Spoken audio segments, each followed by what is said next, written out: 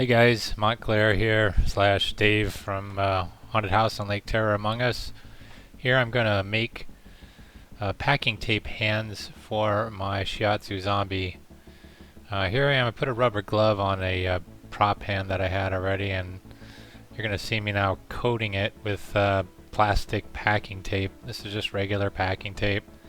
I learned this from Alan Hops, and he's at Stilt Beast Studios. Check him out on YouTube if you haven't already. He's got a ton of great tutorials. So basically all I'm really doing here is just taking packing tape and wrapping it around the glove over and over, trying to get every piece of that glove covered in packing tape, multiple layers. Want to go around the glove in one direction, basically around all of the fingers, around the wrist, around the palm, everywhere.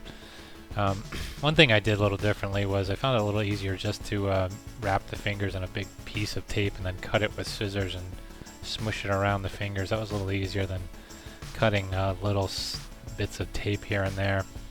But here I am now. I've run it both ways. I'm going to remove the glove from the prop hand. Just cut a slit up the middle and then gently pull it off. And then you can tape that slit back up just with a piece of tape and you're done.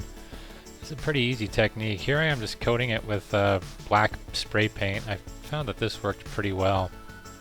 Now I'm moving on to the corpsing here. The spray paint kind of gives the corpsing a good thing to stick to, but I'm going to use spray adhesive here as well. The corpsing is just done with, this was plastic bags, like grocery bags that you have. I'm just going to wrap each finger and every section of the hand with plastic bags and then heat it with a heat gun, which shrinks it down and will give you that cool skin, that rotting flesh effect. And I'm going to do that on every finger and just about everywhere on the hand. And later on when we paint that, that'll give us a really nice way to bring out a lot of detail on the hand.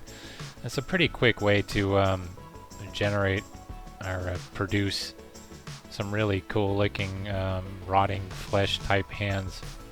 So all credit to Alan on this because I have been watching his videos voraciously and just good stuff over there.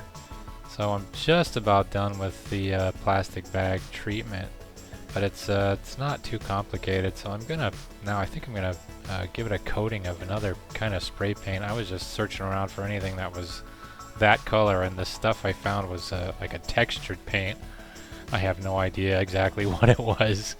But just spray paint. I just sprayed it on there, dried it up with the heat gun as quick as I could, and then I'm going to go at this very shortly with stain. Here I am mixing up two different colors of stain. I have there's like a reddish color you can see there, and I'm going to darken that up with like an ebony, I think it was called.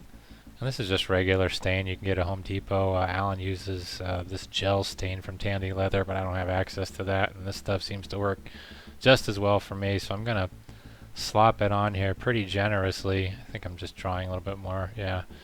So just really coating every little bit of the hand here, and I apologize if it's not always in camera, but it's pretty simple. Just get a brush and get that hand covered with the really dark stain. You want to get into every nook and cranny here. You really want the dark to be your kind of like your base here. Well, more or less. Now I'm doing like an antiquing technique where I'm rubbing that off, and it's going to leave the dark stain in the deeper parts of the hand. You can see it there on the thumb, around the knuckles. And here I am going to mix up to match the prop that I have. I'm mixing up some yellow. And I'm using the same dirty brush here, so it's not anything special. Mixing up some yellow, mixing that in with some of that brown stain. I think that's just acrylic paint if I'm not mistaken. That's gonna lighten up some of the highlights. This is like a dry brush technique, so that you still have the dark and but you've got highlights coming out now. You can see how the hand is more brown now than it was previously. And hit that with the heat gun there. It's drying up. You can really see now how it's starting to look like something that's rotted and dead. Here I am with some red. I'm going to put some red on there, some yellow, some purple, just all kinds of different colors. and basically dry brush that stuff, so have very little paint on the brush, but you know, lightly go over the highlights and or the whole hand, and it'll catch all of the ridges. Here's the purple I'm going to put on, and I think I mixed in some red later on. There's my makeshift palette, but you can see how it really hits the raised edges of the plastic bag that we shrink wrapped on there, and that will give you, looks like veins or just the edges of rotting flesh. I'm going to do a little bit more yellow here to like make it pop a little bit more.